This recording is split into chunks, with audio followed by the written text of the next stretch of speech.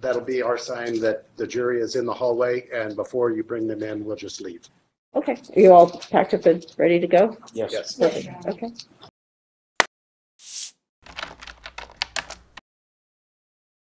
On the record, in case number 831543, Hunwardsen versus Affinity Lifestyle, DBA Real Water, and ETT1 DBA Terrible Herbst. Counsel, could you make your appearances on behalf of plaintiffs, please?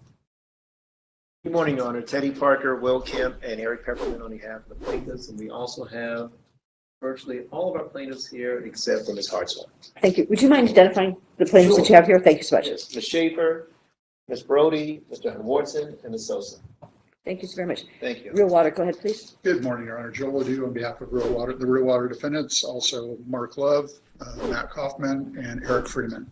Appreciate it. On behalf of ETT1 DBA Terrible Herbst, go ahead, please. Good morning, Your Honor. Valerie Rojas on behalf of VTT. Also on behalf of VTT with me is Dan Waite, Dan Boho, Jan Tomasic, and with us here today in the courtroom on behalf of VTT1 is Chris.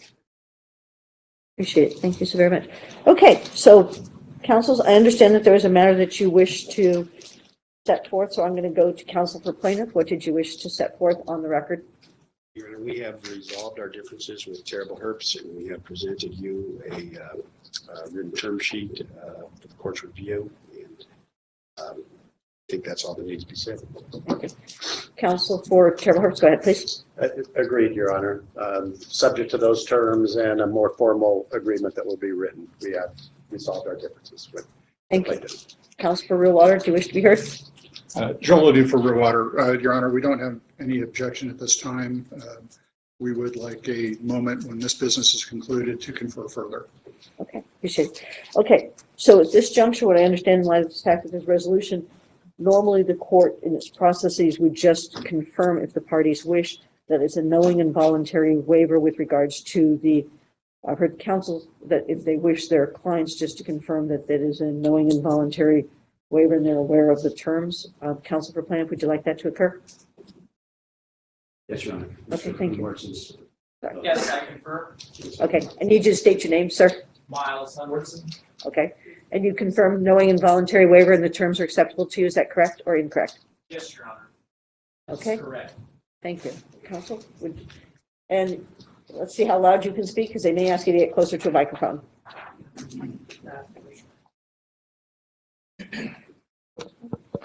On behalf of the ETT1 DBA Terrible Herbst, would you like to set forth if it's a knowing and voluntary waiver and the terms are acceptable to ETT1 Terrible Herbst, please? Yes, Chris Kemper on behalf of the ETT1 and Terrible Herbst. I agree. Okay. Is there anything else anybody wishes to place on the record, or shall we move forward? Anything else on behalf of counsels for plaintiff? No, Your Honor. Anything else on behalf of counsels for ETT1 Terrible Herbst? No, thank you, Your Honor. Anything on behalf of Real Water? Joel Odou for Real Water. No, thank you, Your Honor. Okay. The court's going to confirm I was handed a term sheet that set forth the terms, and so the court is going to now provide said term sheet back to counsel for plaintiff. And that term sheet by agreement of the parties is not going to be made part of the record in this case. Is that correct under EDCR 7.50, counsel for plaintiff? Yes, Your Honor. Is that correct, counsel for ETT1 Terrible Herbst? Yes. Also by Real Water? Joel Odou for Real Water. We have no objection, Your Honor. Okay, no worries. Thank you so very much. Okay, well, congratulations, everyone. So at this juncture, would you all want a break, or do you wish the jury to come in? What meets the needs of the parties best? As we're ready to continue with Mr. Hutt, unless Mr. Odou needs a break. Your Honor, we would like to take a quick break and then come back and address the logistical issues for the remainder of today before the jury comes in. Okay. For ETT, Dan Waite, we concur with a short break. Okay, so tell me how long you think you need. 10 minutes is fine. Okay, so we'll say 10:45 to come back. And I will tell you, before you take a break, since one of the issues you mentioned off the record was just a matter of the deposition video, I will tell you, in light of the timing of this being presented, if the court is going to be fine if you all have not provided the court with the specific newest excerpts. If it's a today issue in order to get things moving, or possibly tomorrow issue. If it's a next week issue, you can appreciate the court would need that so it can have it. But If we think that it's going to be minimal amount of objections, and if you need to do those video depositions, then the court's going to be fine in not having those excerpts if it's today or tomorrow. So that hopefully helps assist on at least one of your. And Judge, there's only 3 depositions in question, video depositions. One is Mr. Jones, which is relatively short. There's only one issue there. I remember Mr. Jones is, we saw the pending motion limiting issue on that. Right, Okay. exactly. There's Patty Converse, which is, I think is almost completely agreed to. And then the third one would be Mrs. Dorn. That's a customer. That's either played or not played issue. So those are the 3 issues. I don't think they're really long issues. They're not long depositions. The clip from Mr. Jones, I think, is about 15 minutes. And then the Converse one's the longest one, about 48. And then the Dorn one, I think, is 18 or 22, but I might get that one confused.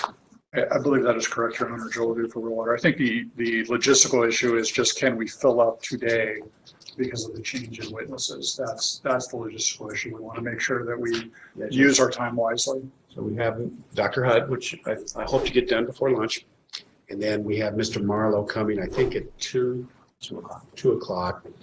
And then the others would be the 3 issues. I mean, excuse me, the others would be the 3 video We depositions. might get done early. I Sure. think, as well. And I'll tell you also, if it helps the parties, if you want to walk through some of the jury instructions to get you as far as you can, given where you are currently in the case, the court could utilize some time if you need that as well. What I'm saying is, the court's gonna be glad to be flexible to try and assist you with what you need, understanding the changing terms. Just, it's giving me a heads up of what I'm doing so I can be fully prepared. To give you a full picture, tomorrow we would have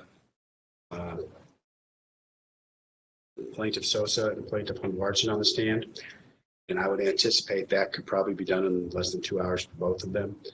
They have a life care person whose name I think is Kennington, that they want to put on, even if it's out of order. I don't object to it. And then I think at that point, plaintiff would be ready to rest, subject to, I have to go back and review a couple of things. Okay. We have relatively short daylight. No. Okay, so being about 10:31, 10:45, if you think you need a longer time period, just let the court know. At this juncture, we're going to go off the record. What I'm going to ask the marshal to do is let our jurors, if they need to go take a break downstairs, anticipate we're coming back at about 1:45, okay? Thank I appreciate it. Thank you. Pardon? Want them back at what time? Play it safe, say 10 to 11. Okay. Okay. Thank you so very much, appreciate it. Okay, so does anyone need, okay, this is perfectly fine because it's subject to y'all's media, so feel free to do. Appreciate it. Thank you so much. Okay. So we are back on the record, same parties, same case, its current status. And so at this juncture, counsel for Real Water, you're standing up, so I'm going to ask you what we're going to do to assist you. Go ahead, please. Thank you, Honor. Joe Odou for Real Water. What we would ask is that the court make a statement to the jury that there are parties who are no longer here in the courtroom, and the jury is not to take any consideration of why they may no longer be here. Okay. Something Do you want to to that write? Do effect. you want to write down what an agreed upon statement is that you want the court to read? Does that work? We could do that, yes, Your Honor. That way, just make sure it's exactly. I'll read exactly how y'all want it. That's Yeah, and then we would say that counsel for ETT could leave or go in the back, whatever they would like to do as the jury's lining up. That way, if there's a concern about the jury seeing them leave, the jury would be in the back anyways lining up. Yeah, a party, whatever. Yeah, we can work a written statement out okay. quickly. okay. And so you'll tell me when you wish it to be read, or should I? Yes, I'm going to ask Mr. Waite what his issues are. While Mr. Odou might be writing out something for everyone's review. Go ahead, Mr. Waite, on behalf of ETT. Thank you, Your Honor. Regarding the statement, ETT has no position. Just wanted to alert the court, we did speak with Real Water. We will be vacating now, and we will be filing in an abundance of caution a motion for good faith settlement, which we understand Real Water will not be opposed. Is it an advance request that you want that to be on order shortening time? Yes, that would be perfect. Okay, is there going to be any objection by anyone? The court will, of course, need to evaluate an order shortening time request, but if I have no objection here in open court, We don't object. Real Water, would you object to an order Joe shortening? Odou for Real Water, no objection. I do think there should be something in writing though, just for the record. I assume they're going to file a motion. It will be Sorry, Mr. Waite said they were going to file a motion for for good faith settlement. The court's only It question will is be a whether, written motion, but to be clear, it will not indicate the dollar amount. yeah, which is perfect. The court just was asking, is likely going to come in on order shortening time. Since I have you all here, I might as well ask you if you have any objection to an order shortening time. Joel Odou for Rural Water, no objection to the order shortening time. Okay, so the court will evaluate that as quickly as it comes in, unless I'm otherwise doing things right here. Okay, so we'll get that set on order shortening time. Are you all going to have a specific request, like you want it heard Monday or something? Because I have to give a judicial day. I'm just saying, I don't know how quickly you're planning on getting it on, or how quickly you want it to be heard. Your Honor, we're going to move with dispatch, but I don't know that it's going to be Monday. I mean, we'll go back to the office and start banging that out, but it will be soon. I don't think there's any reason to delay it. It doesn't sound like, but I don't know that it's going to be Monday. The reason why the court, as you know, is asking is under the rules, right? So is there an agreement under EDCR 7.50 that the party ETT, Terrible Herbst, is going to be viewed as being no longer a part of this case, even in prior to having the formal stipulation to dismiss and a formal motion for good faith settlement? Or is there something else? The court does not have a position. The court's only asking a question. That's the reason why I was asking you the question with regards to the timing of the motion for good faith settlement, that procedural posture issue. And if you don't want to answer now and you need to think about it, that's fine too. I don't know if Mr. Waite fully appreciated the court's question. I think it would behoove Terrible to have that done before we go to jury for the verdict. We would want to be off before then. So I think the court's comments, getting it done Monday, looking at the timing, we are planning things out now. We may be able to do closings on Tuesday. So I think Monday would be beneficial to Terrible to get it done on OST. We're going to make every effort to get it submitted today, but it's almost noon. And if we don't get it in today, we can't have that on Monday unless everyone waived. That's what I was trying to see if there was any issues, right? To try and see if that was something. Judge, we would waive the judicial name requirement if necessary. Your Honor, Joel Odou for Rural Water. If they want to have it heard on Monday on an order shortening time, we have no problem with that. If they provide us with the pleadings by as soon as they can, we will take a look at it. We will almost certainly not have an opposition. We just think there needs to be a written record. That's all. Right. Like I said, there's ways to file notices of non-oppositions, and the court's not suggesting, inferring, or anything. Mine is just purely procedural aspect. And yes, Mr. Parker was correct. Part of the reason I was asking that question is I'm jumping ahead to the timing because Mr. Kemp was explaining when their timing may be.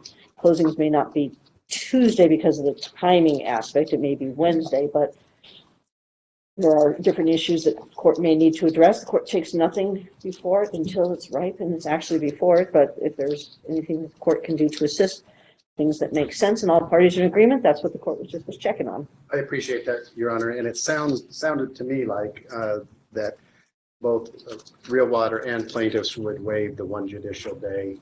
So I don't see it being filed any later than tomorrow, early afternoon, if not today. Okay, I'll see it when I see it. I'll evaluate it when I evaluate it. If that's of assistance that you have the viewpoints of the other parties, then you have the viewpoints of the other parties. Okay, is there anything else from Terrible Herbst standpoint? Anything you're requesting? Anything No, else you need? those other issues you were referring to, we'd like to deal with later. No need to delay today any further. I agree, Your Honor. We can defer those till later. Okay, and maybe on the day we'll hear the motion for good faith or something. I say maybe you get things taken care of. Somebody deals with it administratively beforehand. Okay, does that work for everybody? Okay, Mr. Odou, do you want to have everyone sign off on that? So that it's okay that the court read that too, so we just, because then we can make it a court's exhibit if you'd like. But the parties agreed. I'm sorry, Your Honor, we didn't hear the last. Mr. Odou is writing the statement that he wants the court to read. I asked if the parties would all want to sign. Right. I was just asking if all the parties wanted to sign off on it, and then we would have it as a court's exhibit. Oh, do you want me to sign it, Chairman? Yeah, if you want to all sign it, because Mr. Odou referenced written records, right? So, Yes, Your Honor. and ETT, Terrible? Sorry. Yes, because you're both co-counsel.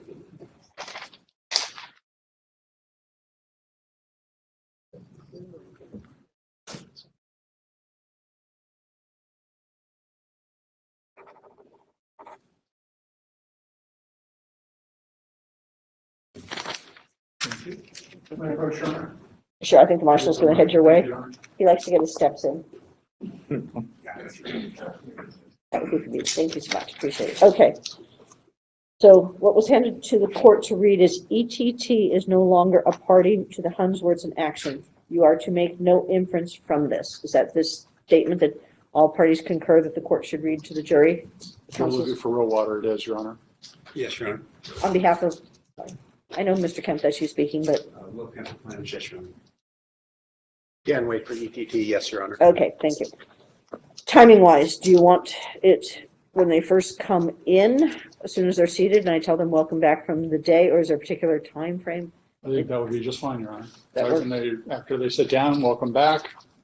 Okay, does that work? That works for us, Your Honor. Works for plaintiffs, does it work for ETT? Yes, Your Honor. Okay. Dan Waite. So that's what the court's gonna do. Marshall, please go get the jury, bring them down the back hallway.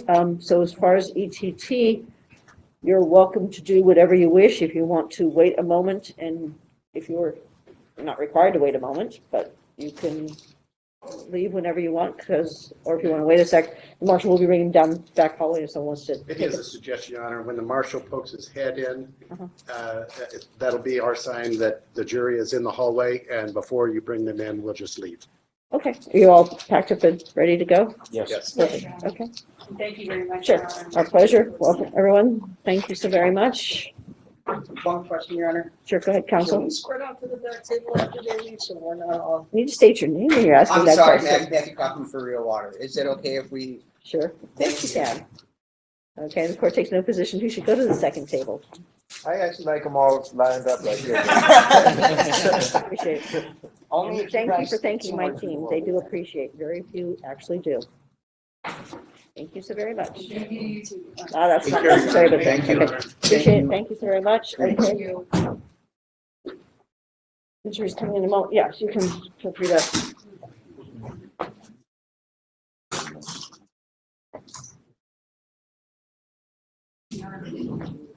All the best, everyone. Happy travels, happy flights. It'll just, hold on a sec. I'm going to tell them to wait a moment. Just a sec. Marshall, can you close the door and wait a second, please? Okay, all the jurors are back there? That's correct? Okay, jury's back there. Thank you so much, everyone. Appreciate it. Wonderful. Thank you.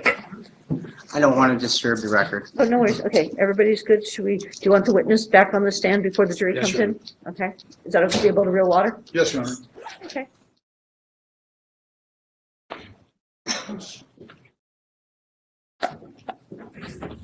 There you go. Okay. Thanks very much. Okay. Okay, Marshall, everybody ready to bring the jury in? Appreciate it. Thanks so much. Marshall, can you please bring our jurors in? Thank you so much. Come on in, everybody. Your Honor, all members of the jury are present. Everybody please be seated. Appreciate it. Thank you so very much. Welcome back, ladies and gentlemen. I hope everyone had a nice, relaxing evening. Okay, before we commence, court's going to read the following. ETT is no longer a party to the Hunwardsen action. You are to make no inference from this. Thank you so very much. Okay. That's going to be a court's exhibit. So at this juncture, if you recall, when you were here last afternoon/evening, we were doing direct examination of the current witness. So Dr. Hutt is on the stand, same as I've done with all the other witnesses. Remind you, you understand you're still under oath, even though there's been an intervening day, correct? I do. Appreciate it. Thank you so very much. We're in direct examination, so counsel for plaintiff, feel free to continue with your examination. Thank you, Your Honor. Good morning, ladies and gentlemen. Morning. Dr. Hutt, I think we left off at HACCP, right? I believe that was where we were. Could you just explain to the jury briefly again what HACCP is? HACCP is a food safety planning and implementation scheme that's used universally. It is federal regulation. Actually, it's an international standard for food safety now and applied not only in the United States for regulation, but also internationally. It is a thought sequence, a process flow by which you identify all the potential hazards that can possibly occur in your manufacturing process. You understand whether they be biological, chemical, or physical hazards. You understand the likelihood of their occurrence, you understand the severity of their occurrence, and you plan using a process flow diagram of your entire operation, the entire operation. You plan for the identification of any critical control points, at which point you can eliminate or reduce the hazard to an acceptable level. And those are called critical control points. You need critical limits around those critical control points. You need to monitor those critical control points. You need to keep records. You need to have a correction action plan. And you also have to verify that the overall plan is working. That is the overall HACCP plan. It's also called a food safety plan. And it is all documented, required to be documented. And the person that would have the HACCP plan would be who? Well, the person would be the manufacturer, whoever is the registered facility. All facilities required to be registered if they are regulated by the Food and Drug Administration or if they're regulated by the U.S. Department of Agriculture. So everyone needs a HACCP plan. Before getting into the specifics on this case, what did you look at with regards to this case? I looked at a variety of materials, deposition information. I looked at also information from real water, including audits, customer complaints. Depositions? A number of depositions from real water employees and others. You also look at real water documents? Yes, I looked at real water documents, again, relative to the audits. Specifically a number of audits that were of real water, the real water facility. Those were done by who? The audits were done by a group named NSF. NSF stands for National Sanitation Foundation. It is an audit organization based in Ann Arbor, Michigan, and they routinely do audits for the food industry. Hey, can you explain to the jury what a food safety audit is? Sure. A food safety audit is a checklist, and it's based on a standard. It's very regimented. It's based on a standard. The standard can be, again, for the case of bottled water made by real water, it's based on the bottled water regulations in the 21 CFR Code of Federal Regulations. It also can be based on an international standard for food safety. The one that is recognized around the world is called the Global Food Safety Global Food Safety Initiative, GFSI is the acronym. And it is truly recognized and accepted by all retailers and manufacturers. You're certified once, you're recognized by all. It's a very efficient way that audits are done by retailers. Food manufacturers, food retailers like Smith's, for example, or Kroger's, supermarkets require audits of their suppliers, and they can use this GFSI audit, so it's very efficient. The facility gets audited according to a standard, which is described, and then the results are accepted by everyone. So it's very efficient. The standard itself is quite comprehensive. It deals with areas of hygiene. Number one, it deals with areas of all regulatory requirements. But then in addition, it deals with good manufacturing practices, which are hygiene, wearing of jewelry, which is not allowed in a manufacturing plant, keeping dumpsters clean, lids on trash cans, things like that. It deals with the process itself, again, having a HACCP plan, having all the elements of a HACCP plan, starting with that process flow diagram, and then having the monitoring, the checks, the records, and all that. Those are all part of the checklist. The checklist includes quality management, because you're also required to have quality leadership overseeing the process so that it is continuously effective in making safe food. And there's a number of different other elements, including food defense. We have to guard against food fraud or unintentional or intentional manipulation of food that would be a biosecurity risk that would cause a public health hazard. All those are part of the checklist. And that checklist is the audit form. So an auditor will take their checklist, many pages of their checklist. Now it's electronic, but they go into a facility and they just start looking at all the elements. They go one by one and filling in yes, no, they're complete or not. And if they're not complete, they fill in the deficiencies and identify what they are. And that report gets written up and given to the facility. Okay, and why would, I think you mentioned Kroger. Yes. Why would a supermarket like Kroger want the place where they're buying things to be audited? Because they want to know that everything they're selling to their customers is safe. The retailers, i.e. the supermarkets, really have gotten into this Global Food Safety Initiative scheme. It was developed, by the way, in 2001, but it's been around for almost 24 years.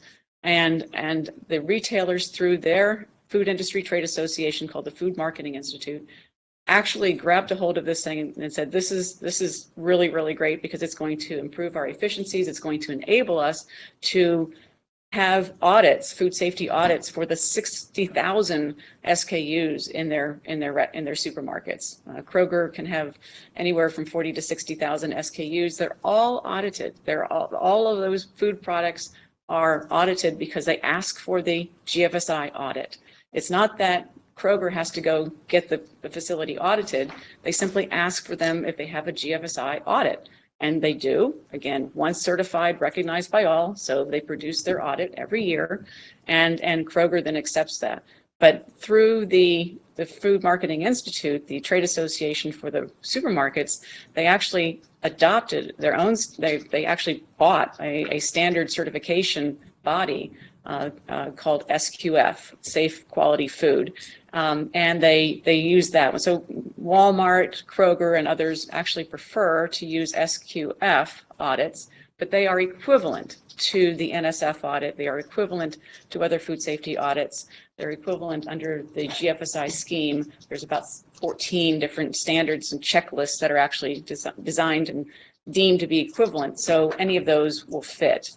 So we've really changed this whole auditing scheme in the food industry over the last 20 years. It's more efficient. It's better for the customers. It's better for the suppliers that are the manufacturers that are being audited. It's very easy now, and they understand what the requirements are because that checklist is very public, and they understand the process and their customers' expectations. You mentioned Kroger, I think you said Walmart. Who else requires annual audits of their suppliers? Every supermarket chain that I know, every food service organization, for example, I've worked with Yum Brands and McDonald's, we required audits of all of our suppliers. Every manufacturer, H.J. Heinz and Campbell Soup, required audits of all our manufacturers. In the day with Campbell's and all that, this scheme was not around, so it was not as available to us, and we actually did our audits ourselves largely. But now the scheme is available, and it's much more facilitated and much easier, and it works really, really well because everyone is held to the same standard. Kroger uses it, Walmart, Wegmans, all the major supermarket chains require GFSI audits. They have quality organizations within their organization, within their company, and they oversee these things. And someone is looking at these audits, looking for exceptions. They want to know, don't want to read audits all the time, but the audit reports come very easy to navigate, easy to read, and they can simply look for the exceptions. Something's wrong, I see it, it's a red flag, and I can do something about it as a customer, as a Kroger, for example. But all the supermarkets use it. I've seen documentation, 70% of the retail industry, which would include convenience stores and others, use it. And it's just simply widely accepted, and it's a tremendous tool for the industry overall to ensure food safety. Does Costco require annual audits of its food and water suppliers? Costco actually is a very ardent user of audits. They have a very strong quality department.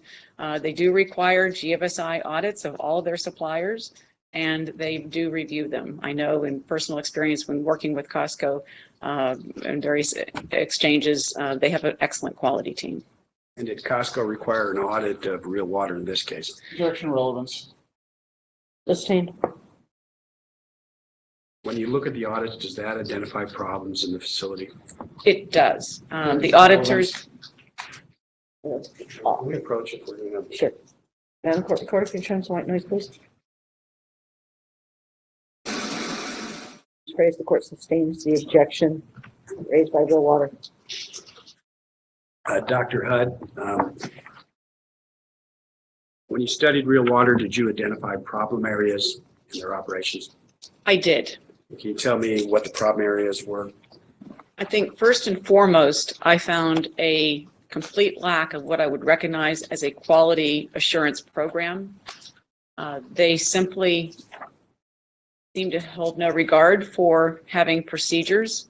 And these are not voluntary. These are regulations. They're not just because these are good things for the industry to do. They are federal regulations. They're required to have these quality procedures in place and the checks. Let's list all the problems, and we'll go back into each one of them in some detail. Well, they don't have any quality leadership, and there's no recognized person accountable for quality. That's one. Okay. There is no HACCP training. There's no one trained in the HACCP program, which is, again, part of the regulatory requirement. You be trained. That's two. There are deficiencies, significant deficiencies in their overall food safety plan, which is their HACCP plan. Again, food safety plan is a regulatory requirement. There are profound deficiencies in Real Water's food safety plans, such as they are. That's Next one. They did not have written procedures for critical to quality and critical to safety tasks, including testing for the oxidation reduction potential, testing for the concentrate that they were making as part of Real Water. They did not have. Outside the scope, also 40.035. Council, you're going to need your place around court, can you turn the white lights, please? And the parties agreement is going to be just a clarification, so the court need not rule on anything. Is that correct at this present? Sure. Is that correct, Councilor Water? Yes, it is, Your Honor. Thank you very much. Go ahead, please. Dr. Hutt, in your report, you refer to traceability of concentrate, correct? Yes. What does that mean? Again, this was another deficiency. You are required to be able to identify work in process as well as finished products traceability, actually ingredient work in process and finished product traceability, so that at any point, if there's a problem with a product, a finished product, for example, you are able to find it. If something's wrong and that it's adulterated, contains deleterious injurious substances, then you can go find it. You'll know where it is in your warehouse, your distribution system, or at a customer. You're required to have that traceability.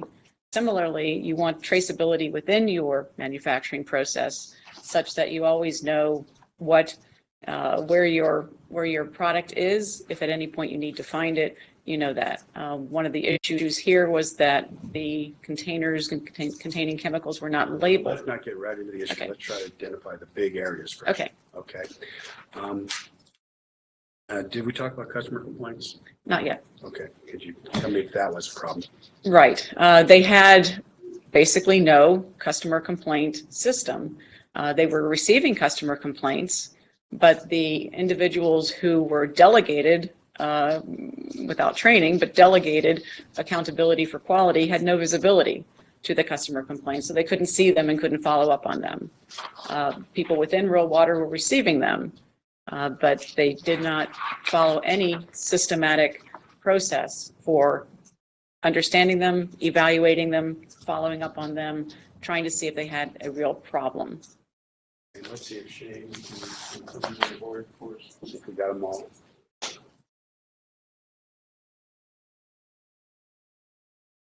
That applying reference to missing something? I think there's sub-elements within this which I can speak to. Okay. Is the traceability of the concentrate one of the sub-elements? Yes, Jane, could you add that as maybe? perhaps under GMP, standard operating procedures. Can you speak up for me? Sure. Like a little, we're struggling numbers. Yeah. Is that better? Now you're going to tell me the papers are. Yeah, I promise I won't. Okay. All right. So Shane, can I have that back up, please? Or you're fixing it? That's for Mr. Godfrey. See how. So those are the 6 things we're going to talk about. Yes. All right, let's talk about quality assurance leadership. First, tell me what a bottling manufacturing plant should do, and then tell me what Real Water did. Okay, a bottling manufacturing plant, like every other manufacturer, is required to have quality management. It is part of a food safety standard, it's part of a HACCP plan, it's also part of the audit. The audit checklist, actually the first section, is quality leadership or quality management. That means you have to have somebody accountable for quality in the organization who is qualified and trained, competent to execute their responsibilities for quality. They have to be given authority in order to execute their role. So if they are not senior management, they have to have the support of senior management in order to do what they need to do in order to deliver safe food. This is part of the audit checklist. It's part of every quality management scheme and food safety scheme. Do they have a title for these kind of people? They can have different titles. They can be managers of quality, they can be directors of quality, vice presidents, they can be technicians, whatever the issue. They have to have known accountability, and that's the critical thing. They have to know that they are accountable. And did Real Water at times have someone that they called the quality assurance director? My reading from the depositions taught me that basically there were a number of people who were accountable for quality, and they were told they were quality control or quality assurance directors, but they didn't have any training. And they talked about the fact they didn't have any training to do this job. They did not feel qualified. They were a receptionist who was moved into a quality director role, responsible for quality and delivery of safe water, with absolutely no training. And I'm going to assert objection under 40.035, cumulative and relevance.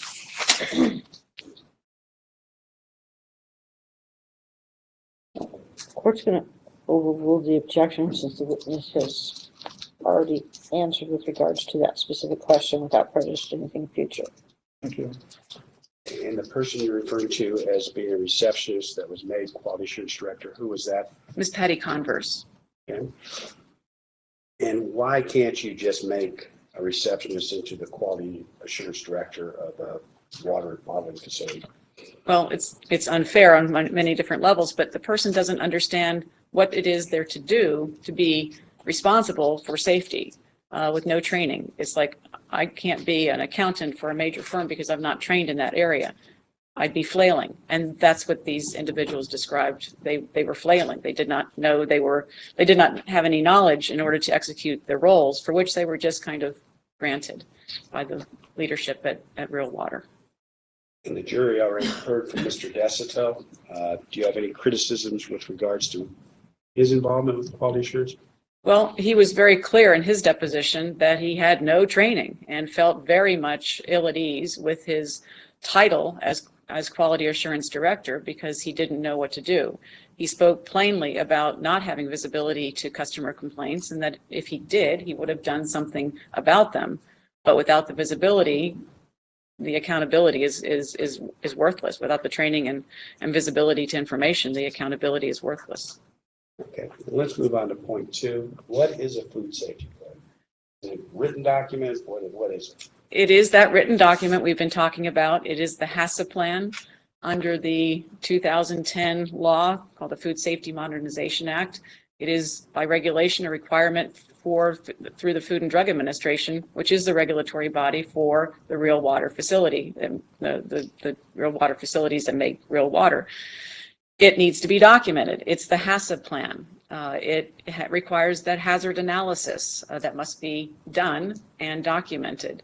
And in this case, simply speaking, multiple times in the audits, it was determined that there was not either any hazard analysis or there was not an adequate hazard analysis as part of their food safety plan.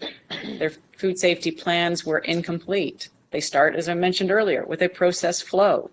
There's evidence that the process flow, if they had such a diagram, many years they did not, some years they did, it was incomplete. It excluded the very room in which they made the concentrate. Were they trying to keep it proprietary? You know, you don't have to do that with the federal government because it is a proprietary relationship. So they didn't have to try to keep the concentrate room secret, but they just omitted it. Well, they had a critical to safety, critical to quality procedure done in that room, for which they had no documented procedures, and no one was really trained except one person who simply did it by memory. And that's not how quality and food safety is done. So the food safety plan had many deficiencies, starting with the core, which is that hazard analysis. And should the quality assurance director... May I add? Go ahead. And the records. Objection narrative. Court sustained. Should the quality assurance director have access to the concentrate room? Objection calls for speculation, lacks foundation. Sustained based on the questions raised in the witnesses designation. Under a good quality assurance procedure or HACCP procedure, should the quality assurance director have access to the concentrate room? The quality assurance director, if they're responsible for safety and quality of the product, they should have access to every element of the manufacturing process. And should that person be told what is actually going into the product? Objection, incomplete hypothetical. Sustained the way that was raised.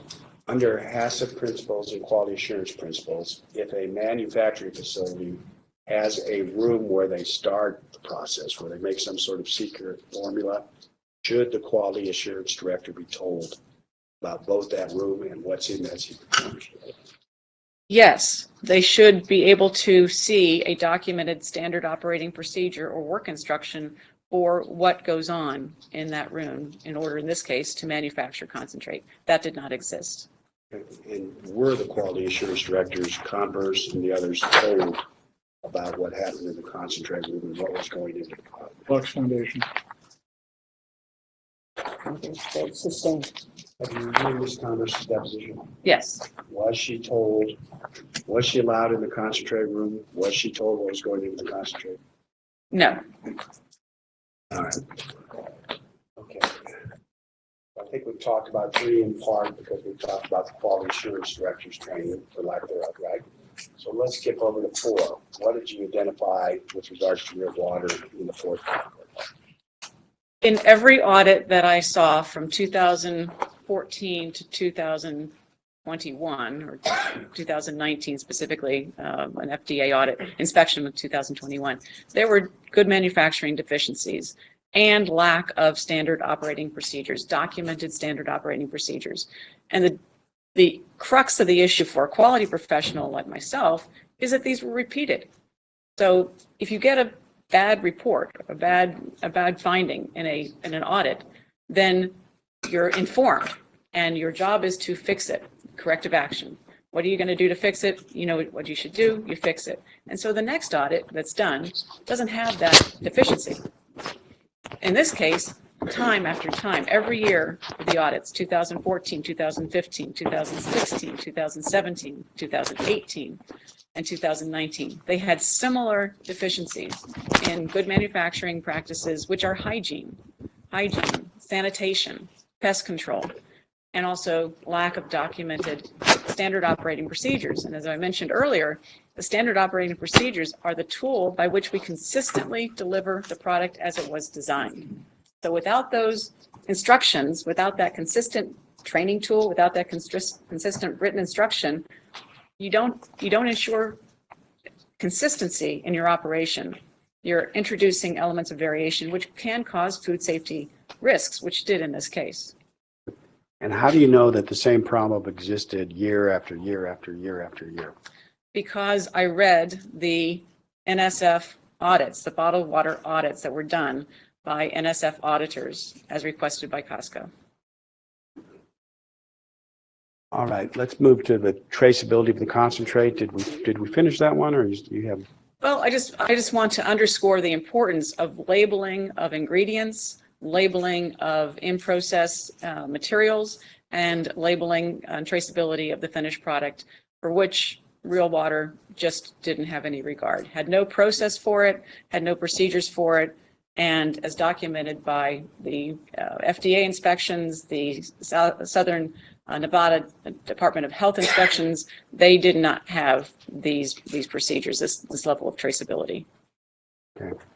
Now, with regards to a flawed customer complaint procedure, can we start off and say what a good procedure would be under HACCP Yes. and quality assurance? Yes, and I've been responsible for quality and food safety teams in manufacturing companies, and also in food service operations. And the customer complaint process is really, really integral, because that's your feedback loop. Okay, you've got product out in the marketplace. You can't see everything you've got out there. You know what you manufactured. You probably have a retained sample that you kept of that each manufacturing lot. That's actually what we do. We keep a retained sample so that if there's a problem, you can go back and sample it and test it to see if there is actually a problem in that product. So we have this information loop, and the idea is that we are collecting consumer complaints. And we're evaluating those complaints, particularly when there's more than one complaint, and specifically more than one complaint on a given manufacturing lot. That's a red flag. That's a red flag. We've got a problem, because that's probably not happenstance and not something that happened in the marketplace. So that's probably a manufacturing problem.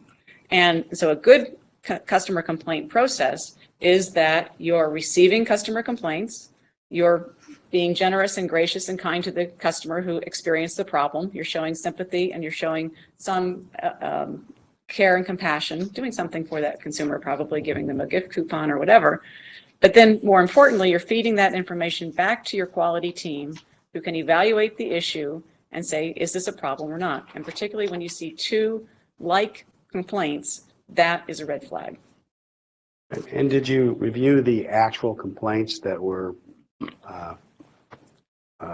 given to Real Water? I did. Objection beyond the scope of relevance. You'll approach Madam Clerk, John White, please. So to the specific question asked about reviewing, the court has to overrule the objections on each of those grounds. Okay, Dr. Hutt, tell me first if you reviewed them, but don't tell me anything about any of the complaints. I did review the complaints. And Shane, can you pop up Exhibit 71, please?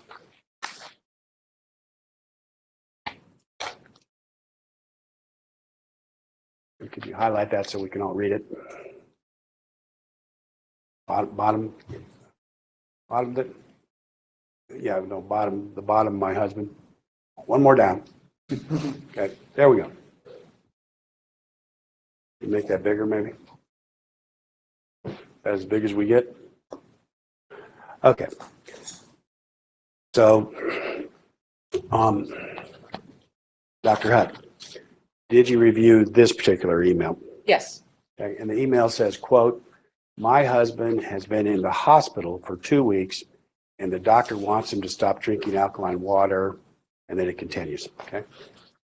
Assuming for the sake of argument that Real Water got a complaint like this, what should they have done? They should have done a thorough investigation. And under standard HACCP and quality assurance principles, what would that entail? Well, they should have gone to, again, having traceability, they would find out what was the lot number on the bottled water that this individual was consuming. They should ask for that. Upon receiving that information, they should go back in their records to understand what was a manufacturing date and time for that particular product. They should go to their retain cabinet, if you will, where they have the retained samples from each manufacturing lot, and they should test that product. It's clear that someone has become ill from consuming the alkaline water, and they should have done a thorough investigation as I described. Okay. And should they attempt to ascertain the nature of the illness? Under a good HACCP and quality assurance program. In consistent with a follow-up in terms of the customer complaint, yes, they would understand the specifics of the illness. The symptoms and the medical records would probably also be made available to them. Okay. And why would they want to do that? Because they would want to know what were the symptoms of the individual in relationship, again, to what they're looking for in their retained sample. The test that they would then do should be consistent with the symptoms that the individual is showing. Okay. And should, under a good HACCP program and a good quality assurance program, should the customer complaints, if they're directed at various employees, have some sort of mechanism to funnel to? Yes, and that's a customer complaint management system where, again, I talked about that feedback loop, that this information is coming back to the quality assurance team, to someone accountable to review the customer complaints routinely and to analyze them for evidence such as this in this exhibit. And why would the company want employees to be able to get complaints to the quality assurance director? Because the quality assurance director is the one who knows the process, has the ability to go back to the retained samples, execute the testing that needs to be done in order to examine the product and understand if there's a food safety risk. Let's go to the top of the email, please, Shane.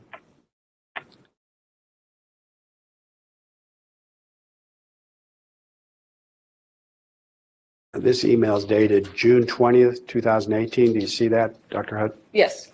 How long does it usually take for a company to do the type of investigation you've outlined under a good HACCP or good quality assurance program? Calls for speculation. Sustained based on the witnesses prior answer so far. Under a good HACCP, well, let's back up. You said you were at McDonald's and these other companies. How long does it take them to investigate customer complaints? They're very quick, because if we think we have a problem, we want to know about it as soon as possible so that we can do something about it if there's a food safety risk. And quick, are we talking days, weeks, months, years? What are we talking? We're talking days, because again, we need to execute any testing that needs to be done. Teams are going to be assembled to collaborate and try to figure out the source of the issue. And again, based on test results, you would get more data and have more to discuss.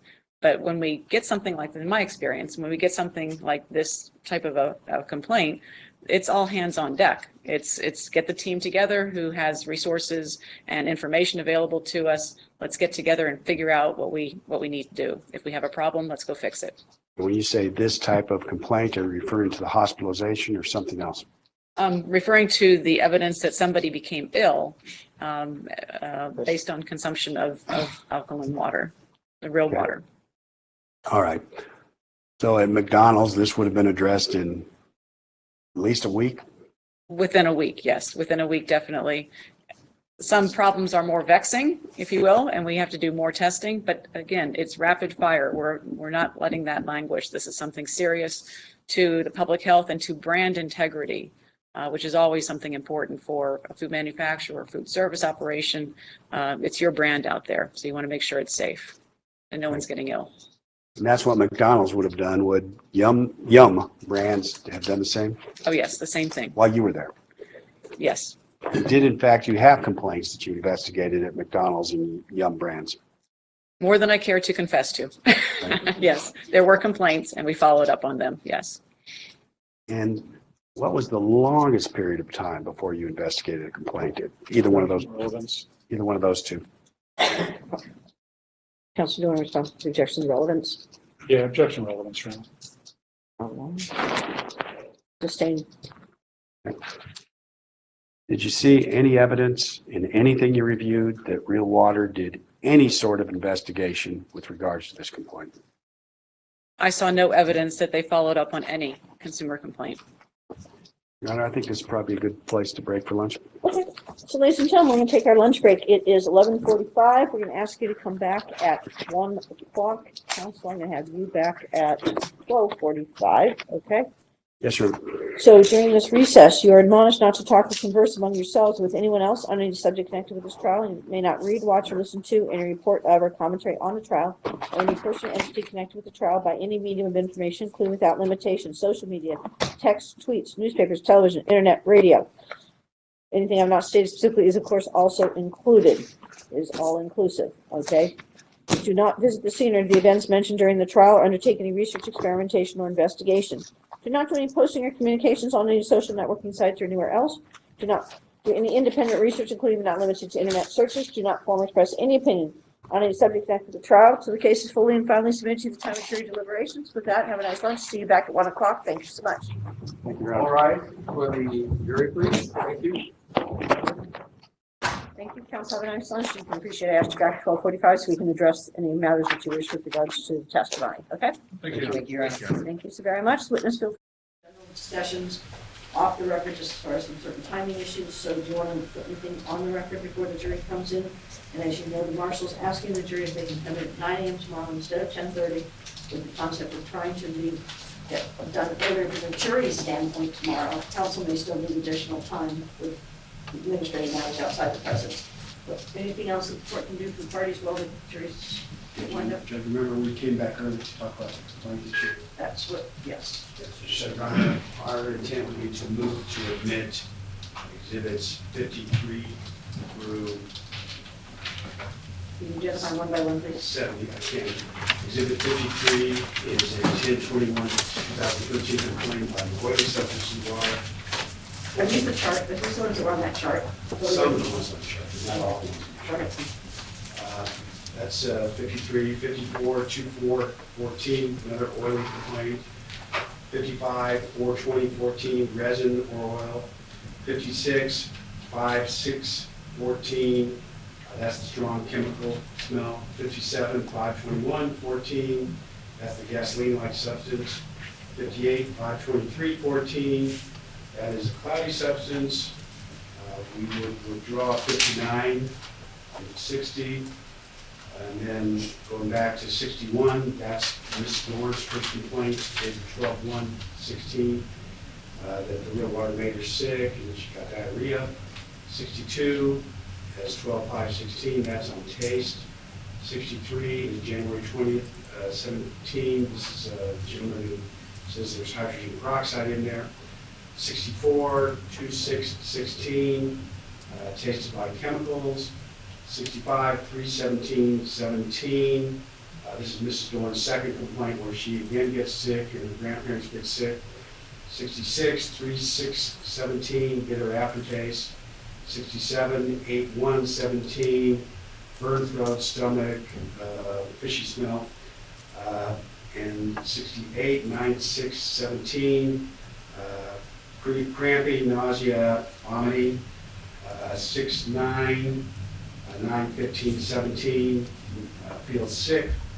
And the last one is number 70, which is 9/17/17, which is another feels sick. So we would move to get those documents. Okay, let me address their administrative issue, and then I'll, well, actually, before I have counsel for real water respond, just, Marshall, do we have any? 100% like to come in at night. Okay. So, just give me a few more minutes because I'm addressing it. And I have copies of all the complaints I put by the executive member in case you want to. So the court has a couple of quick questions. Are all they written? Okay.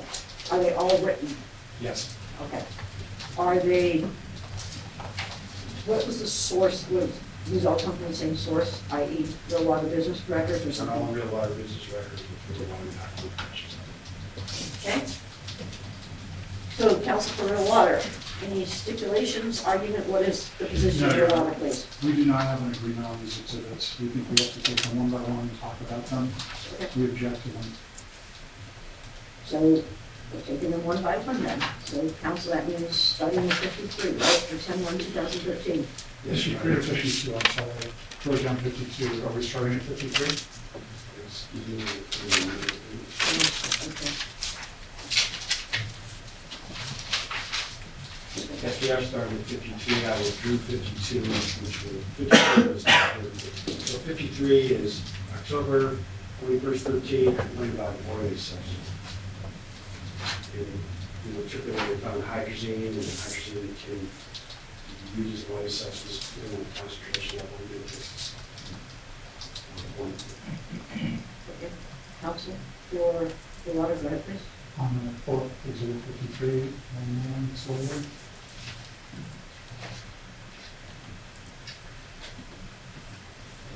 Counsel, did you say you had an extra copy of the report for review these I questions? do, Your Honor. Okay, appreciate it. Thank you. 53. They're in order. Okay, thanks much.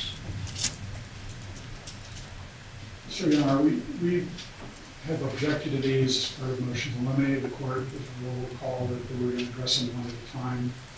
We're not doing that. So, starting with the first one, it is a business record of real water. As we talked about with some of the other objections that we had to complaints, the difference between the Robinson case and the other cases cited by the plaintiffs are the danger was a visible danger. In other words, it was a door, it was a machine, or something like that. These complaints are all healthcare related. And so we have to look at each of these complaints in that context and determine whether or not it is probative or prejudicial in the eyes of real water, would be the determining factors that we talked about yesterday. So in this case, we have a complaint from California. It is outside of the time frame of the outbreak. This is a 2013 complaint. This is somebody that bought something in Costa Mesa, California in 2013, and they became ill. There was this purported oily red substance inside the bottle. The complaint was returned to the store and lost by the store. So there's nothing that was done to verify this complaint. We don't believe it's reliable, Your Honor. We think it's more prejudicial than probative.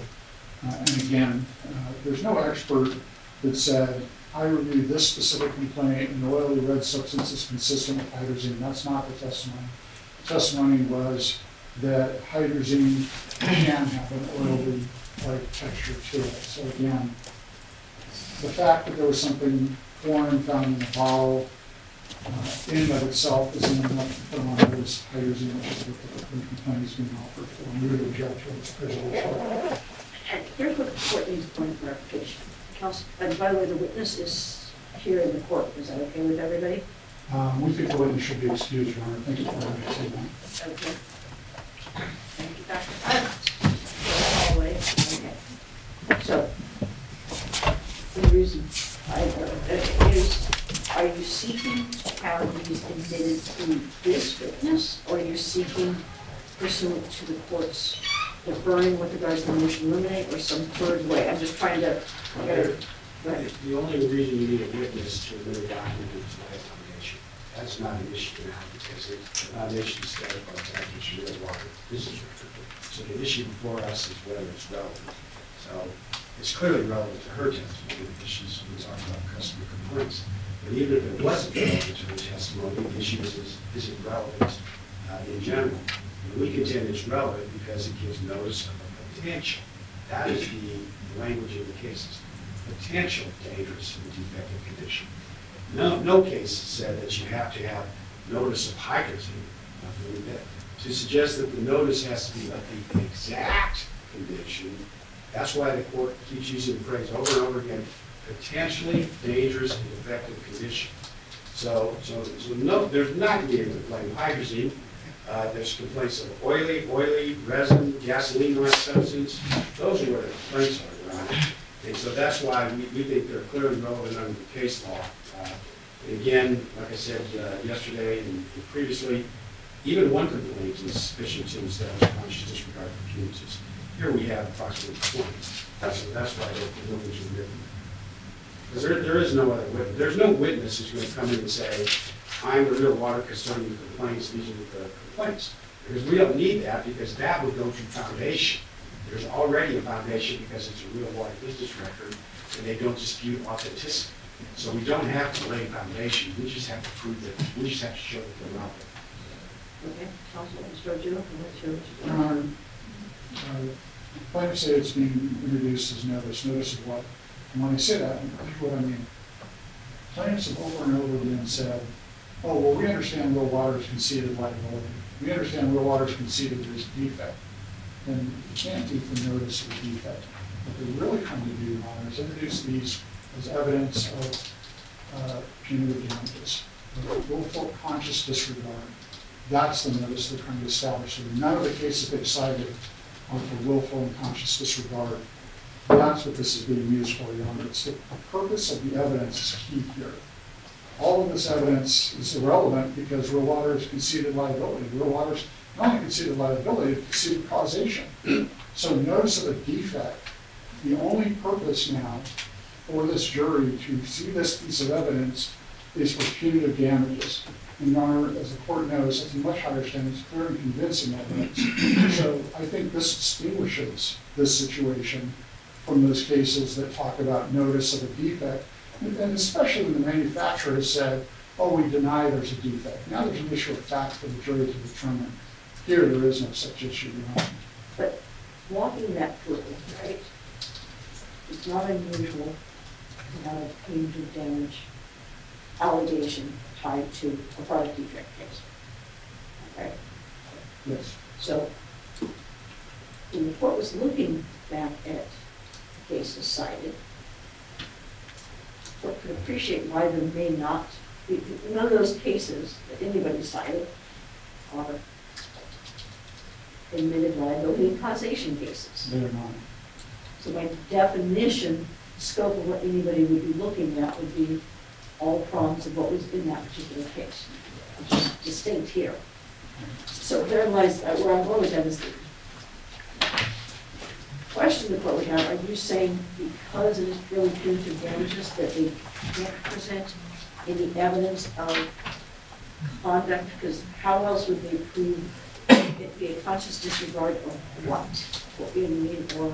And that's the point, Your Honor, and that's where there's a disagreement, we, Real Water, views that argument slightly different. We view the argument as they need to have an expert, in this case, they're going to try and use to establish willful, wanton, conscious disregard, and use these complaints for that. That's improper. And the reason why it's improper, Your Honor, is because it's being offered for notice of a defect. That's one thing. It's being offered for conscious disregard. That's different. That's where it becomes prejudicial when we're looking at something like, hey, we found some strange substance in the water in Costa Mesa, California, and I think this particular one got lost. And that's why this one is not reliable for that reason. So it's just a different argument, Your Honor. They keep saying notice, notice, notice, as if that makes all of this admissible, and it does not, Your Honor. Its prejudicial value outweighs any probative nature as to conscious disregard. In this case, there was also a suspicion maybe it's the bottle machine they created, maybe this was some other type. It doesn't go to conscious disregard of the way the concentrate was made, the hydrazine in the water. In fact, all of the complaints we're going to see and all of the reasons that the plaintiffs are going to ask the jury to award punitive damages against Real Water had absolutely nothing to do with hydrazine. Nobody knew of hydrazine until the FDA found it months after the recall. So thank you for the, So let's start where we okay, agree. but I gotta stop, right? They raised the objection, you gotta respond, they got final word, I gotta make them one by one. I thought I started, but go ahead. We kind of already got to 2 rounds. I really wasn't gonna go there, but since you brought it up, yeah, you got more than, okay, so, one by one. Okay. This is what you do. 53 is not gonna come in, I'm gonna sustain the objection, here's the court's analysis reason why. This one, well, this is a secondary. This is coming from a store for which a bottle was reportedly returned, but that bottle was never given to Real Water, so they would have no basis, so they can't have a disregard of something, and they don't even have something that they could potentially test, plus there's nothing been presented as of this far that red relates to something that is an issue in this case. So this one, the court would find is have to sustain the objection, and consistent with the court's motion, eliminate order, addressing these one by one, has all those issues, it would not be appropriate to come in. But now we're on 54. For that same reason, it would apply to 54 and 55, and I would just move to admit them and accept the court's reasoning the same reason they had. Counsel, for Real Water, the same reasoning, and you want? So I just want to make sure that, I'm sorry to get slow, but I want to make sure we get it right. 54 is the 2442. to Faith Davis from Real Water explaining their response.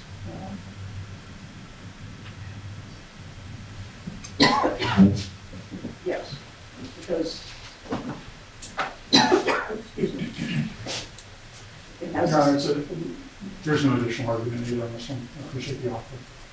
So the court's analysis and ruling with regards to 53, for the additional reason, it's a response, and so it can't establish a lack of conduct when it is a response. That one has one additional prong, but that one is excluded 54. Your Honor, the same reason would apply to 58. So hold on a second, did you say 55 applied to or not? It would apply. I'm trying to cross off the ones and get to the hot ones. So that would apply to 58, so that would be out under the court's reasoning. 62 would be out under the court's reasoning, 63 would be out, 64 would be argued, 65 is one of the boring ones, 66 would be out, 67 out, 68 out, 69 out, and 70 out. So that leaves us back to 56.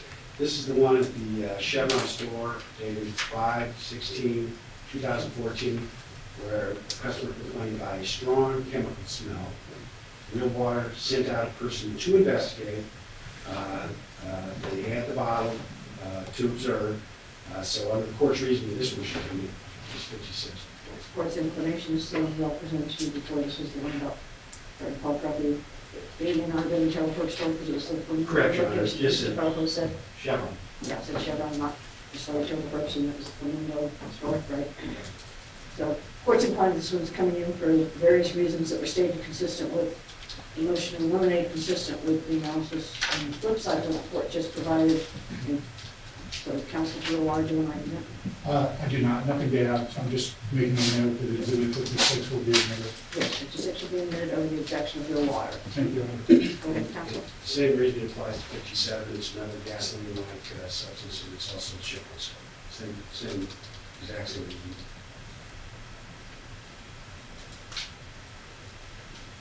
Counsel, do you want any additional argument on 57? No additional argument on, and then there's another page, 57, which I believe that. 702?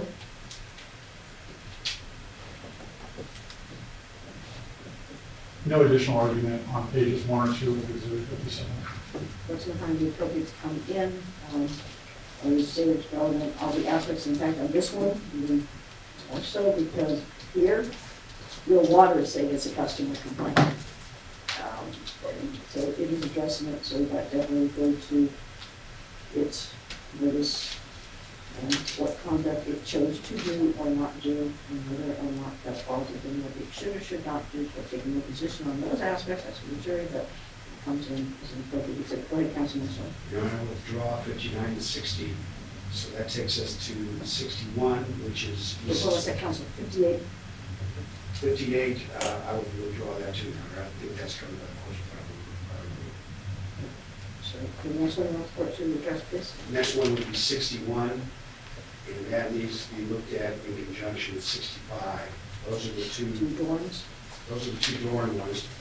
And the first one is dated 12/1/16, where she says the real water gave her diarrhea, made her sick, sent emails directly to real water and put on customer complaint form. 65 is dated 3/17/17, probably 4 months later. Again, Mrs. Dorn got sick, her parents got sick, her dog got sick, same kind of thing. She communicated that to real water, it's on the real water report form. So I think that the court's ruling 61, 65 before coming. Having converse, does she or does she not address this in the video that I've not yet seen?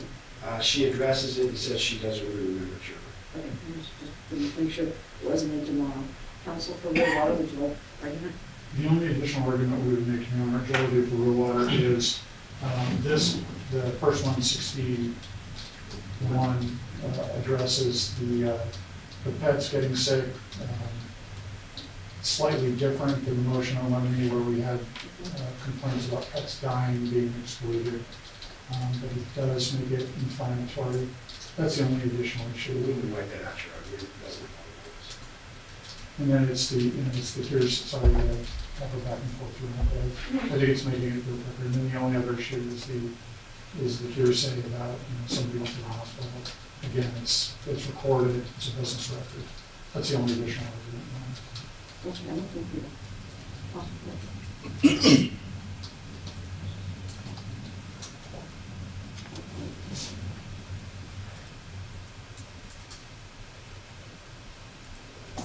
Can you point to the possible references?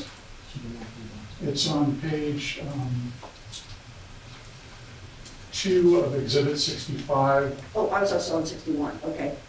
Yes. Objection, let me go 65, that was the cross reference, that's the second complaint, correct? Yes, Your Honor, and it's a reference to the father being on chemotherapy until 2 months ago, finally feeling better, drinking your water, sick and weak again.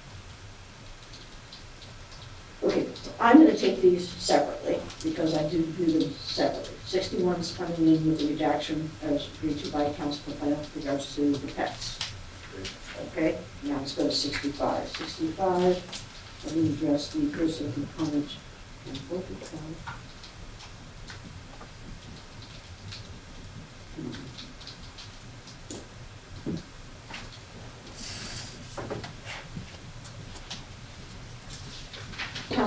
want to be sure, in addition to the other objections you previously raised with regards to 6502, is it a concern about the father being on chemo the entirety of the sentence, or the something less than? I'm just trying to see if maybe there's a potential agreement between the parties, or at least for the court to understand the additional objection in that issue.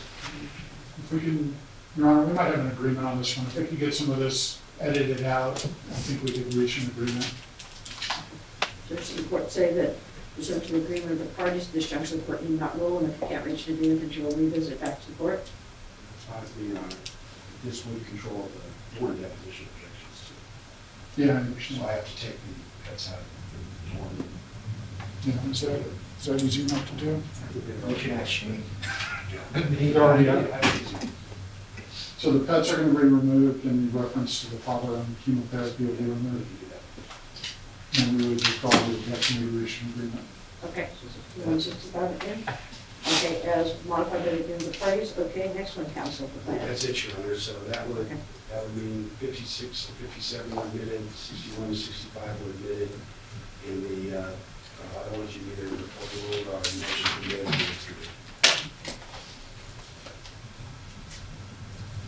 Yes, okay.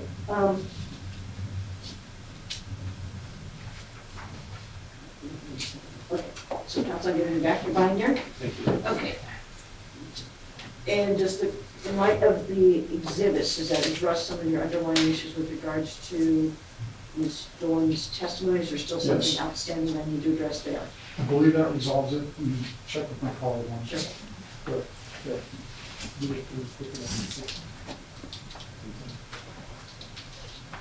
I think that does resolve it. Thank you.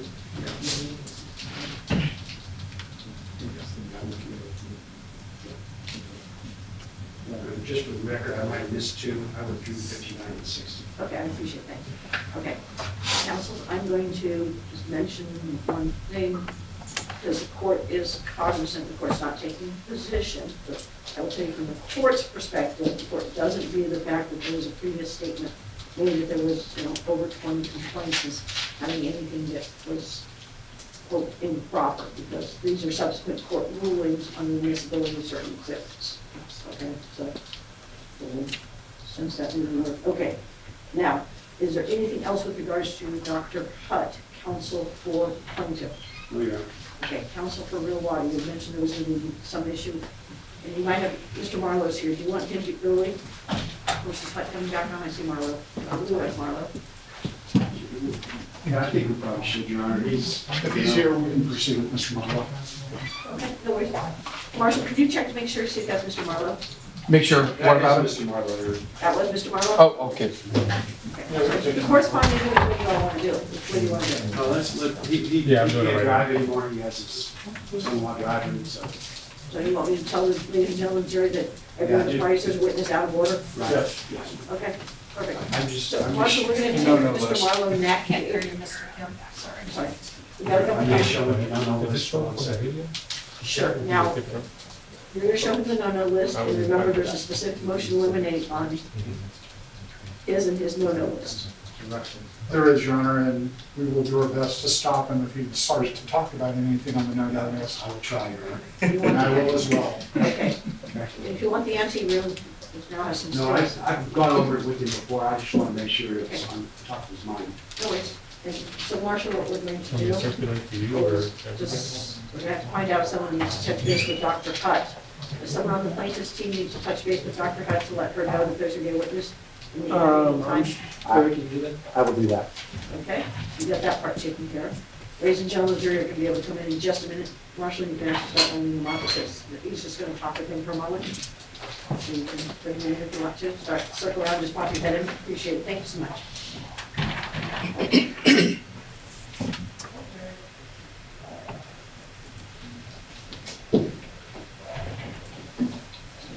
Looks like we're going to Marshall. So the Marshall's bringing the jurors in, and then we'll get Mr. Marlow.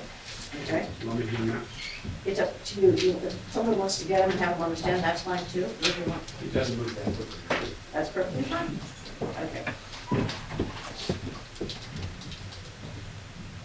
Not too much, this is. And I wonder if the court recorder is going to remind me, Mr. Kemp, I think you're already doing it, pocket microphone, just so we can hear you. Okay, while those multi-taps are happening, confirming 56 and 57 are in, 61 and 65 are in. The redacted version is to be provided to the clerk, correct? Correct, Your Honor. And paper copy, is that correct, Councilor Water? Yes, it is. I'm looking at the redactions on 65 at the moment. Okay, no worries, Madam Clerk wanted to make sure we had that clear. Yes. I'm not going to use the latter two during this release. Okay. Mr. Pepper is telling Dr. Hutt that she's coming on back after Marlow. And we got Mr. Marlow, is he starting to come? Okay. Do you want to pause for a second? No. Okay, tell the jury come in. Sure. Marcia, getting the jury in, this is starting to understand, okay? Okay. Appreciate it, thanks much. Okay. All rise, please, for the jury. Marlow, you can go to the stand, we're just multitasking, okay? Right up there? The stairs okay with you? Do you need assistance? Okay. What's your step, sir? Take your time. Assist if you need.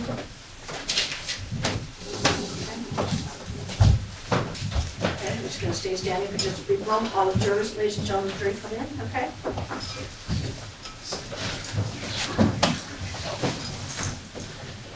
1 second.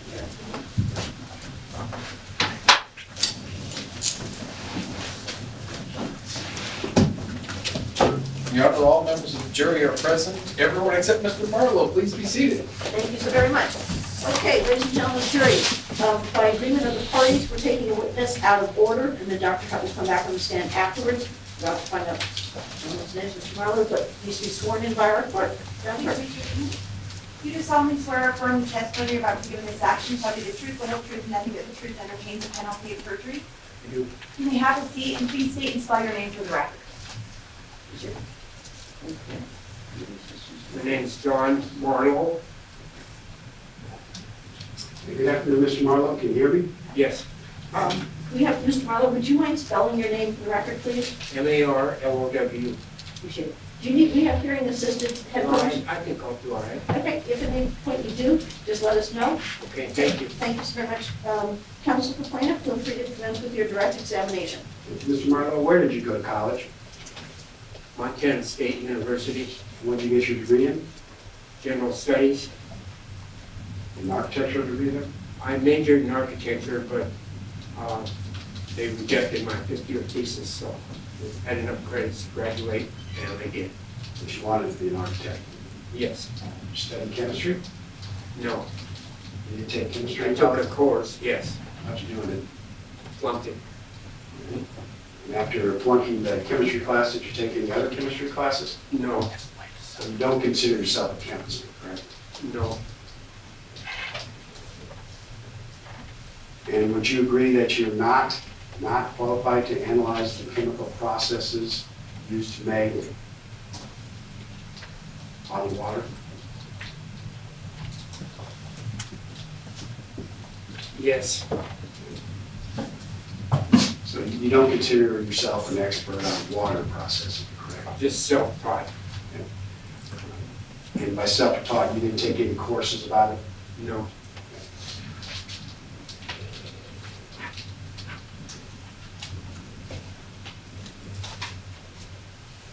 When did you come to Las Vegas? Roughly. 35 or 6 years ago. And what year is that approximately? I'm not that great right now without my calculator. But So 30, 35 years from, it's Yeah, 2024 right. now. So we're talking about 80s. 80s, late 80s? I guess. Okay. Yes. All right, and where did you go to work when you came to Vegas? This is interesting. I remember. Go ahead. I was manufacturing portable buildings at the time in Wyoming. And our economy went up, that was Jimmy Carter days, and our economy died, and I moved here to start manufacturing buildings here. Okay. Do you see the screen? I do. Do you know what those are? Yes, they're the water devices. And those sometimes are referred to as the titanium tubes. Yes, And where did you get these titanium tubes from someone? yes. And who was that? A gentleman by the name of Vidal, the car. And did he tell you what they were for? Yes, What did he say? water treatment, they split water. Okay, by split water, are we talking about some kind of electrolysis process? Exactly, yes, So he explained some sort of electrolysis process to you? yes. So can you tell me, first of all, what you remember him telling you? Yeah. That's so long ago. I don't. Hey, let's try to focus it. Did he tell you that you could put clamps on them and charge them with electricity? Yes, And did you subsequently start doing that? yes, And did you actually purchase these tubes from him? yes. And how many of these tubes did you buy? Just the two we see? No, I'm trying to remember. I would guess 8 to 10 probably. Now that tube, we can't see what's on the inside, right? No, Okay. Do you know what's on the inside? yes, And how do you know what's on the inside? How do you know what's on? Did you break one open or? if look at it? I don't exactly remember, but I've seen them taken apart, or I've seen the internal parts. Yes. Okay, and what is on the inside? Could you explain that to the jury? There's there's another tube. Can they see the screen all right? Yeah. Where there's a nut, a bolt coming out, there's another titanium tube going through the center, and then there's a filter. It's ceramic filter that's between the two chambers. One is an anode and the other is a cathode. Okay, and anode and cathode, that's negative and positive? Yes, Okay. So it basically separates water into a negative bunch of water and a positive bunch of water? yes, that's the whole purpose. Okay. Yes, So let's say you dropped 5 gallons through it, you had it hooked up, you get about 2.5 gallons of negative and 2.5 gallons of positive. yes, And that was the purpose as you understood it when you bought it. yes. All right. Now, at some point, did you start experimenting with these tubes in the manufacture of water? Yes. About when?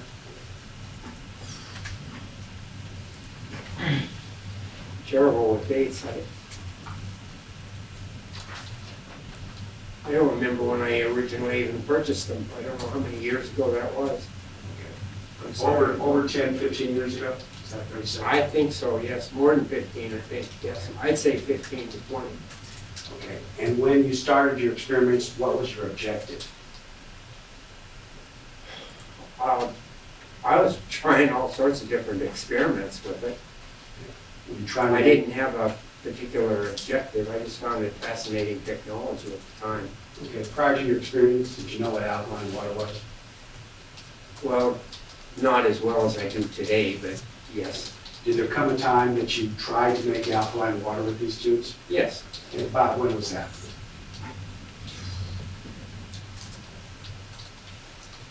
One time with dates, but I just say shortly after within a few months after I purchased them. Okay. And did you do some tests on what you were making? Yes. What kind of tests were those? We would test for pH, total dissolved solids, and Back when you were developing the product, did you do some tests? When you were developing the product, did you try to get a certain blend that you thought was the best blend? for drinking water. When you started your experiments with the titanium tubes, did you try to figure out the best way to manufacture alkaline water? We're going to try it differently. Okay. When you started experimenting with the tubes, did you drink what you made? I drank some, yes. Okay. And based on what you drank, did you make changes?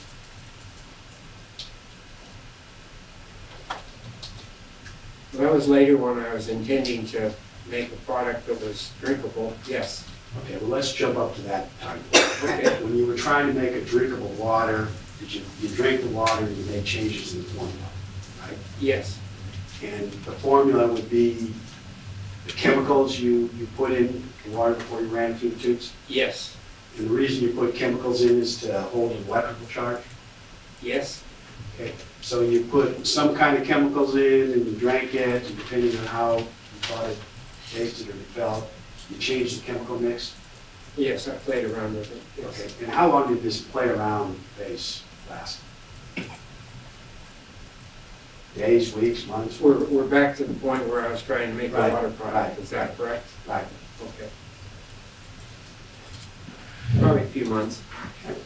And some of those mixtures you made, did you get sick? I got a gut ache a couple times if I got it too strong, yes. Okay. And so when you got the gut ache, you decided you'd try a different formula? Well, I just backed off the pH primarily. I was feeling if it got over, I don't know, I don't remember, but I think if you get up close to 10 pH or something, it's too alpha. So if you would drink it, and if you thought you were having a bad reaction, you'd make some sort of change to the formula? Back off, yes. Okay. And other than you drinking it and giving feedback to yourself, did anyone else drink it and give you feedback? Well, after I kind of leveled out with what I wanted, I had several people that were drinking it, yes.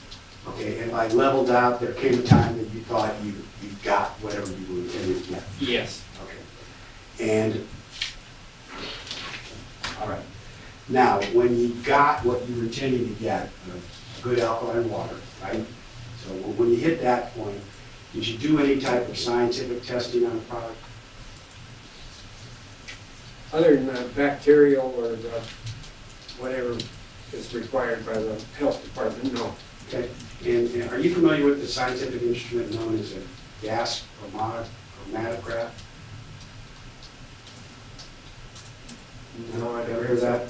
No. Or mass spectrometer? Yes. You've heard of that? I've heard of that. Okay. Did you do any testing on the product you had developed using that? Not that I recall, no. And did you do anything that would tell you exactly what was in that water? No. And from the time point that you developed it until, let's say, 2019, you know if anybody did any testing to see exactly what was in that water? No, I don't. Not to my knowledge, no. Now, did there come a time that you had conversations with Mr. Brent Jones about this product you had invented? Yes. And about when was that? I'm guessing probably 13 years ago, something like that. Okay. And you subsequently sold him the rights to make the water? Yes. And the name Real Water, was that your name or was that his name? His name? And you know why he called it Real Water as opposed to something else? No. Okay. Now, as we understand it, there's something called concentrate that you make as the first step of the process. Yes. Okay. And basically, you run the water through the tubes, you get it to subdivide, one electrical and one positive, and you do it again, and then that's the concentrate. Yes.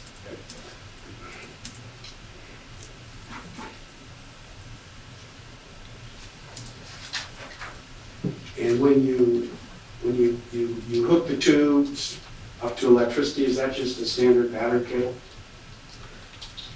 Battery? Well, it's like that. It's an electrical clamp, yes. That's just something you buy in a hardware store or something? Right. Okay. Electrical stuff.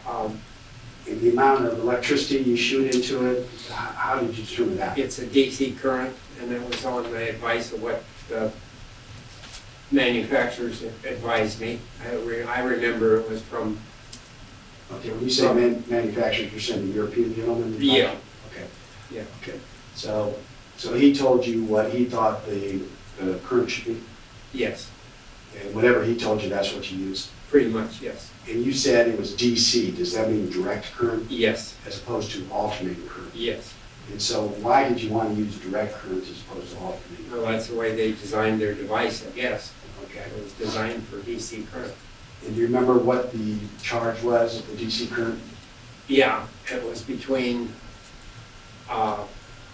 the voltage was between 4 and 10, and the amperage about 6 to 10, I believe, if I remember right, something in there.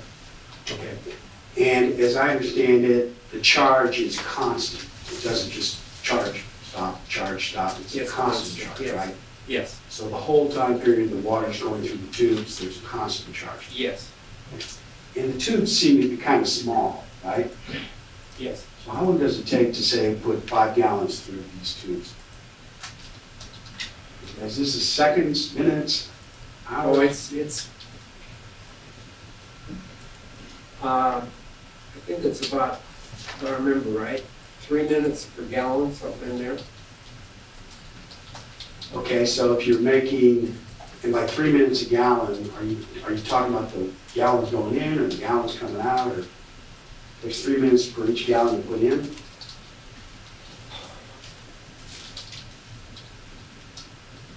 Yes, I think that makes sense, you're right.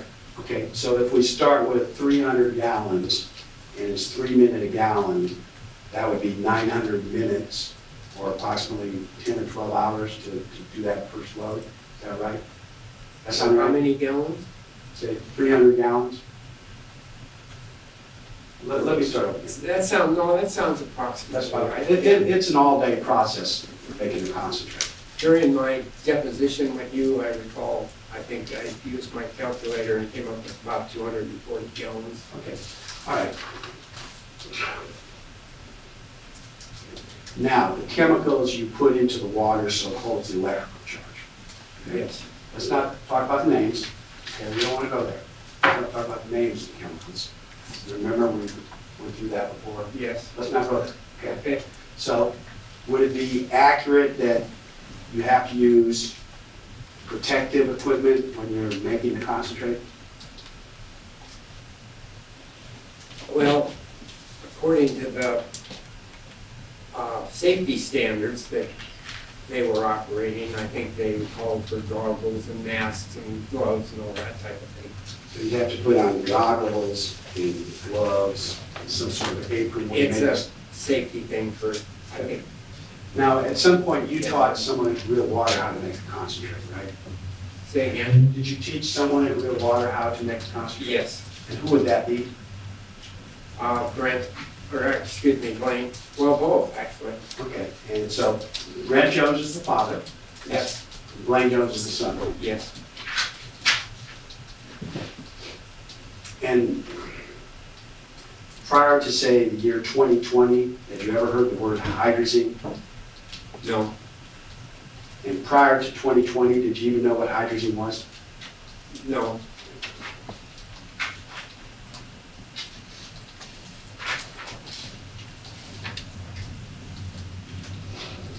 And you would agree with me that a water manufacturer should know what's in his product before it sells it to the public? Well, I assumed I did know, yes. That you didn't do these tests, the mass spectrometry or the gas from? No, I didn't. So you assumed you know, but did you really know? I guess I have to honestly say I probably didn't. Thank you. Cross-examination by counsel for the water.